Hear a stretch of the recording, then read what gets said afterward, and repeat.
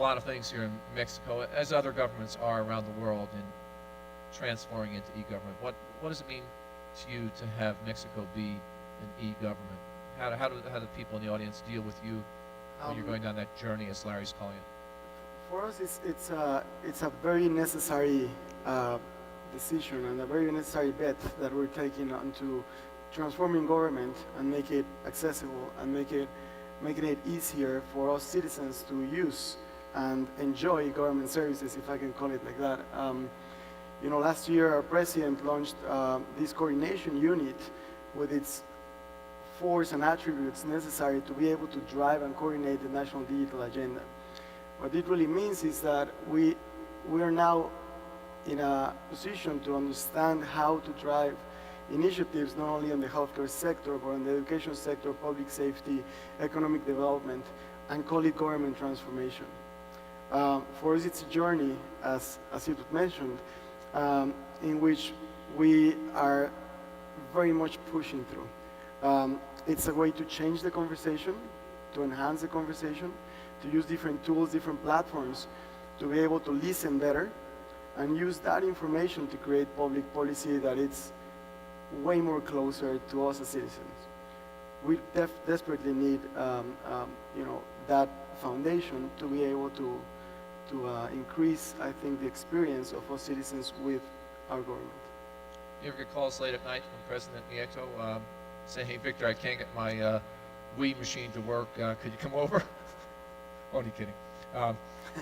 Bill, what's it mean to be digital? Well, similar to Larry, immediacy is really a big part. What does that mean to the audience? When you say immediacy, I'll give you a couple examples. Yeah, please. I have a 12-year-old daughter, carries a smartphone. She does not know what it's like to not be able to answer any question that she can come up with in the world immediately, because she'll just pull out her phone and look it up. That's immediacy. We live in a real-time, right-now world, and we saw this on our ships, because people would be disconnected while they're cruising, and they'd be taking lots of pictures of all these great experiences that they're having. And you even go back as briefly as 5 years ago, people would go home, they would bring the family together, they would share those pictures, they would look at them, they would watch it and relive the experience. In today's world, if you don't share it instantly on Facebook, Instagram, Pinterest, or one of the other social media sites, it isn't going to happen. Because when you get back home, it's too old. It may have happened 3 days ago, but you're still not going to post that picture because it was 3 days ago. Again, just bringing it back to the audience in terms of a vendor out here wanting to do business with Royal Caribbean, we're talking about immediacy. Has your expectations of the vendor community in being more nimble, more quick, changed in this digital transformation? Absolutely. So they have to get back to you quicker and in multiple formats in different ways. Absolutely, and I think the other thing I'll share on the digital transformation and what it means is think in terms of self-service. Every time that I could think of that, and it gets back to this immediacy and being able to take care of things, we talk about e-government, we talk about people want to be able to do things themselves. They don't want to have to pick up the phone and talk to someone to do it. They think they should be able to pull out their phone and do whatever it is that they want to do. That's living in a digital age. Good point. Nuria, last comment there on digital transformation, then we're going to jump in, not get everybody commenting on it, but different topic areas, please. Well, I think apart from what it has been said already, for me a digital organization is that one that uses all the digital means we have, which are many, to optimize the company, the organization, the institution. And that can be both in optimizing your manufacturing processes, enriching your customers, your suppliers. So that's why I think that in many cases, the mature companies, we are at disadvantage on the digital transformation because we have more baggage. And the startups, they don't have the people in place, they don't have the processes, so they start from zero thinking, okay, how can I do this with the digital means that we have? So that's for me what the digital company or organization means. Thank you. I wanted to go into, thank you, Nuria, into some of the category areas that I referenced in my opening comments. And let's go, Victor, start you first this time. On the cloud.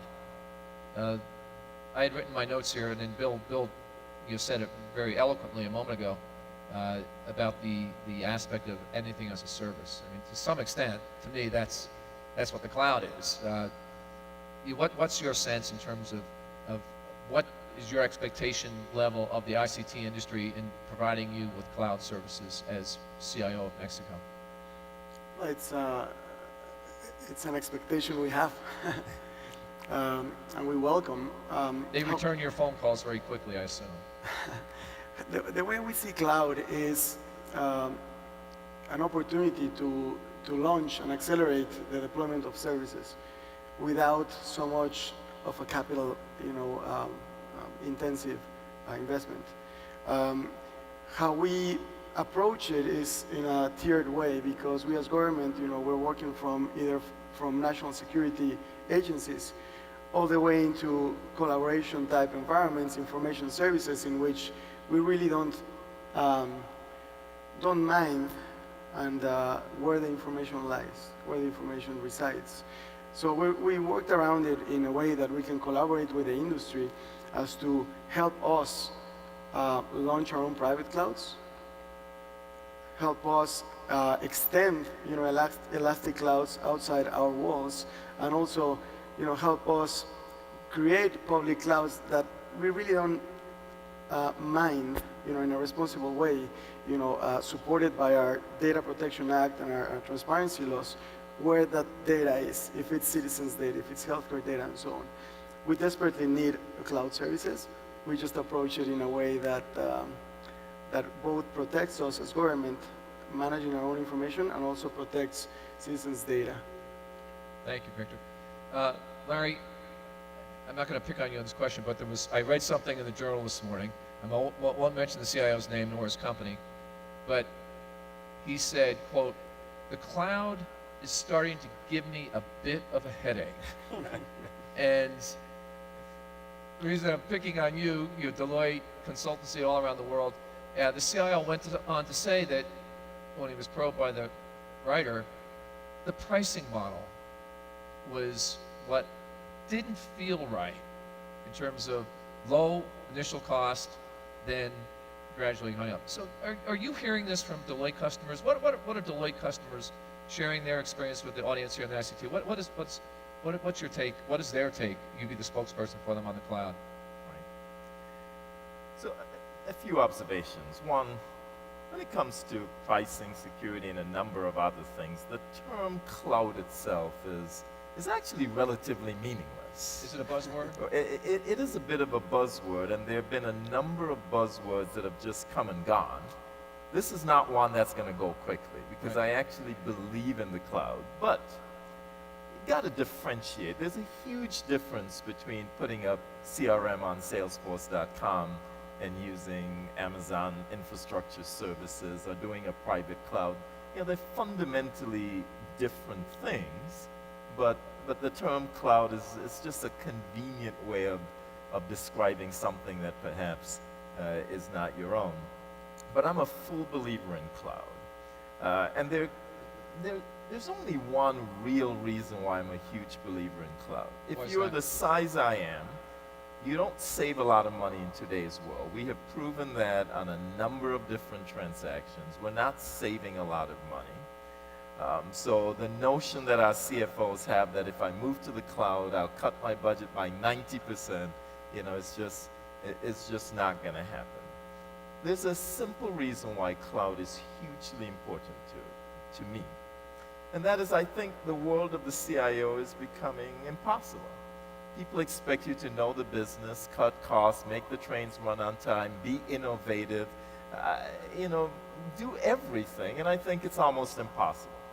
But if I went to my boss and said, well, the job's becoming impossible, he just gets somebody who thought it was possible. So that's not a good career move. Well, you wouldn't have to be on 2 continents every week, and Right. there's an upside to this. So I think the right answer is to get help. And that's what cloud vendors do. They make investments in major areas, in IP, in user interface, in the actual hosting, in the processing, in the upgrade model, in the support model. And for a fee, I can get a vendor who's invested billions of dollars in that process to help me. And if I were to do it myself, I could only put a few $1 million into it despite the size of our organization. So you want to avoid this thing I call institutionalized mediocrity, where as an IT organization, you're called upon to do everything. And now you get vendors to help you. Who are you going to trust to do a new CRM system? Larry Quinlan, who could put $10 million into it, or a vendor who's put $2 billion of R&D into it? That's why I think the cloud is absolutely here to stay. But it is giving me a headache. The environment that we find ourselves in, which is particularly nationalistic, you know, we could end up having to put data in every country in the world, which defeats the whole purpose. And then the whole legal construct of e-discovery and retention, and each thing different in each country, it's becoming very bureaucratic, very nationalistic, and in many ways it threatens our ability to put together a cohesive approach to the cloud. And the last quick comment I would make, the other thing that gives me a headache is integration. If I end up simply giving things to cloud vendors, I will simply move into the silos that we had of the past, which is totally unacceptable. We've got to have data flows. We've got to have some ubiquity of design. We have to have a way where it doesn't look like we're using 8 cloud vendors. It looks like we have an integrated environment. Thank you, Larry. Bill, is cloud giving you a headache? Well, I guess I'm the optimist in the group because I gave you the highest rating to start off with. But I, like Larry, I think the potential of the cloud is massive. The ability to make us more efficient, to focus energy and resources around R&D. We're a Salesforce customer. Whether you call it infrastructure as a service, platform as a service, software as a service, all these different cloud genres, they are very different. But the opportunity is really big. The efficiency that it can bring, the economic benefits that it can bring, the speed to market that it can bring. We're doing some things now that used to take weeks or months, and we're doing it in minutes because of cloud enablement. The challenge is that once again, technology has leapfrogged regulatory environments. And that is probably the biggest obstacle that we have to really being able to leverage the cloud in a very big way. It's got incredible opportunity and potential, and we're certainly going to try and leverage it every which way we can. Quick question. If you had to look at Royal Caribbean's investment at IT, ICT, what percent of it now is as a service kind of investments? And since you say we're just kind of beginning, where do you see it going? We have been a software as a service customer for several years. We launched a new website for one of our brands and are using Amazon's web services for the front-end infrastructure. And we are just now engaging in a significant capital investment in building an infrastructure as a service that will use a hybrid cloud. But to answer your question more directly, probably 20%. But that's moving north. But it's on a strong northward climb. So in the audience, we have folks who are selling hardware, software, services. So without putting words in your mouth, would you make recommendations to the ICT industry sitting here to really look at this as a service model? Because this thing ain't going away, whether it's called a cloud as a buzzword or whatever. This is just the way things are going to get done as we move forward. The only thing that threatens it is security, and that only comes from this broad audience here, figuring out how to cohesively bring the security together for cloud-type applications. We're going to talk about that in a moment. Victor, the lights went out on the counter. I wasn't kidding. Nuria, we're going to move on to big data analytics. You had mentioned to me in a note that this is an area you're particularly interested in. And I don't know if some of you saw a panel this morning, Alan Marcus moderated. It was really well done on big data. What's your recommendations to the ICT industry here in terms of what can they do in the big data market that would make your job easier? And I would roll into big data analytics, and we're not going to have time. A session after this is going to be on Internet of Things. So just all these bits that are out there. What's your recommendation to the group? For us, big data and I'll say analytics is extremely important because we are amongst financial institutions, we are a know-how institution. So for us to have all this wealth of information easily accessible and shareable is very important. But big data, we started with this term at least, I would say, 5 years ago, if my memory serves me well. And in many, many cases, I was thinking then, boy, this is, I don't see it. So I can see that there is a tremendous amount of data that we want to convert into information. But we human beings are not going to be able to really use it for a purpose. And I think that business analytics is coming to solve that problem. So it's almost a solution brought a problem, and now we have another solution. But this brings another challenge, and I think that's the one that maybe the IT industry and us in the demand side need to take care of, is in some cases we have a lot of employees and collaborators that are used to do transactions. They are not used to do in-depth analytics. So I think that with the technology, we should make sure we skill up or change the profiles of these of our people in our companies and in our institutions.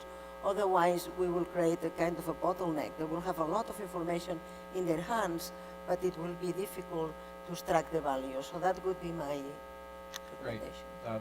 Thank you, Nuria. Just second time, just moving over to Victor. I'm looking at you. I was mentioning to you, I very much enjoyed your tweet earlier this month that Victor was up on Twitter, and he tweeted a link, a story he found, said, why big data is the new natural resource. Why'd that story interest you? Because I found it interesting, natural resources. Well, I actually stole that tagline from Ginny Rometty's IBM CEO, and for me it just describes very well the times that we're living. You know, big data is the world's new natural resource. It just struck me in a way that, you know, in a very interesting way. Our natural resources, you know, as a fact, you know, they deplete through time. You use them, and then they're gone. You have to manage it. So even their value in time, because even the cost, you know, talking economics, you know, can increase.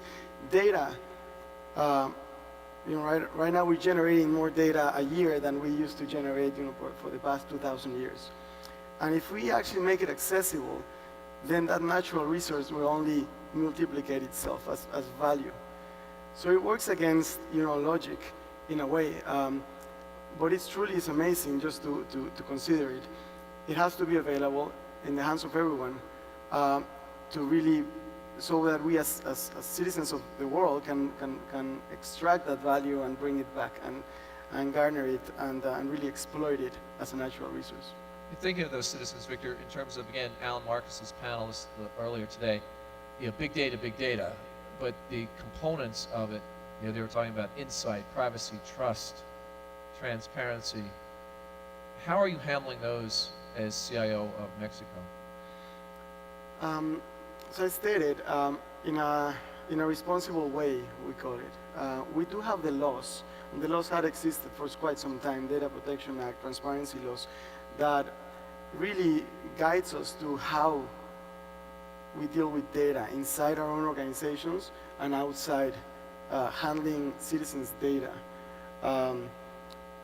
The way that we approach to it is, of course, through public policy, just to, of course, legislative documents in which we can get that support and really be able to deploy solutions in a responsible way. Internet governance is a good example for it, because so far we've been dealing only with, for example, internet assets, and right now we're changing the conversation to really human rights. How we as governments should approach internet as as an ecosystem. Should we censor it? No. Should we control it? No. Should we foster its economic growth and just the opportunity? But how, right? What's our role in there? How can we create a conversation with the academy, with the academic community, technical communities, the industry, the civil society? So we play one role, one stake out of a multi-stakeholder approach to deploy and really foster that environment, protecting privacy, and of course protecting in the freedom of speech, which is critical for us. And the governor yesterday here on stage was talking about access and data as a basic digital human right. And it's moving along, Bill, you just mentioned the magic S word, security. There was another great panel on stage here yesterday about information security and infrastructure security. What advice would you give to the audience here in terms of what are your needs? Which of these two areas is any one of them more important than the other? Is information security more important to you than infrastructure security, or Well, I think vice versa? As I was listening to Víctor talk about the basic human right of access to the internet, if there's two words that this group can take back and really help Get your pens out. to help educate, word number one, and raise awareness, number two. Educate in terms of what? Security. Security. Because on the security front, it's pretty easy now to build a moat around your environment. Now the cloud raises unique challenges, but you can still build a moat that keeps people from getting in. But that's not how they get in anymore. They parachute in by phishing somebody's password. This has been a very polite audience, but I'd like to ask one question. How many of you in the audience right now are connected to the WCIT Wi-Fi network? Show of hands. It's like about half. How many of you immediately VPN'd after you connected to that network to make sure that nobody could see what you were doing? One. You see one hand. This is awareness and education on what it means to be secure. And this is something that, as a business, we find very, very challenging to convince people. And frankly, when we saw this recent event with the celebrities and their pictures being lifted off of the iCloud, it wasn't any security breach. It was a password breach, plain and simple. And I wish they would spend more time in the media talking about making people aware of how dangerous it is to use your birthday plus 123 as your password. It's too easy to guess. And monthly in my compliance review with our security team, one of the things that we look at is how weak are the passwords that are used by the users in our organization. And we've hired hackers. Now, do you ask test the that. vendors when they're coming into your offices at Royal Caribbean, you're talking about as a service, so they're coming in pitching you as a service, whatever. Then do you ask them what their infrastructure and information security policies are? Absolutely, and they have to they have to adhere to our policy. Okay. It's got to fit that structure. But two words: education, awareness. Okay, great. Let's see, Nuria, we'll go there. And I'm going to ask Jim. Jim, I don't have a timer here, so you got to help me out. I left my watch in the back. Yeah. Great, Nuria, please. Well, in terms of security, just to build on what he was saying, not in the bank where obviously security is a major priority, but in my previous experiences, indeed, it was extremely difficult, not educate and awareness, it was even extremely difficult to convince management or whomever, human resources or whomever body or department had the power to make it happen, to convince them that awareness was important was extremely difficult. At least in 3 of the organizations I've been before. And that's astonishing, no? So. That's great. I was just talking to Dr. Poisson behind stage here, face to face. So we're going to wrap up here. And Victor, I'm going to start with you and come down to Bill. So the panel was 5.7. when WCIT convenes very briefly in 2016 in Brazil, how are we going to get that to a 7? What needs to be done? Just a couple of comments. I go back into thinking about social development. Really gear and collaborate with the ICT industry, government, civil society, and other interested common interest groups for social initiatives that will help us get there. In Mexico, as I said, our half the population is still not connected. We need to increase that to give us the opportunity to get into a 7. Thank you. Mr. Quinlan, what do we have to do to accelerate this journey to Brazil in 2016, very briefly? I think I go back to my opening remarks. We've got to fix the patchwork of regulations that challenge us, and we have got to deal with the security environment because it threatens the very fabric of the digital environment. Thank you, Larry. Nuria, your final comments? Building on what my colleague said, I would say in order to reach for that portion of the population that it is proving difficult to reach, we should keep going on the infrastructure deployment, but we should also build applications and provision of information that is relevant to this population. What works for the, let's say, the top of the pyramid of the population is not what's going to work for the bottom. So we have to, and maybe organizations like mine are the ones that can help the public and private sectors address this particular area. Great, Nuria. Bill, last word. Digital age isn't coming, it's here. It's not here for everyone. It needs to be here for everyone, and we need a secure environment to make that happen. Well, we're going to wrap it on that. Victor Lagunes, CIO for the Republic of Mexico, Larry Quinlan, CIO for Deloitte, Nuria, CIO for Inter-American Bank, and Bill Martin, CIO for Royal Caribbean. Let's have a round of applause for our panelists.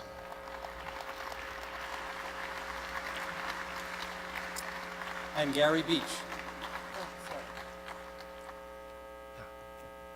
Would you stay with us for one moment? We'd like to give you a small gift, please.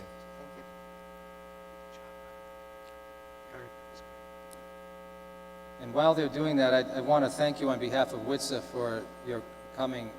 Your insight and your perspectives are extremely valuable to us, and we thank you so much. Thank you.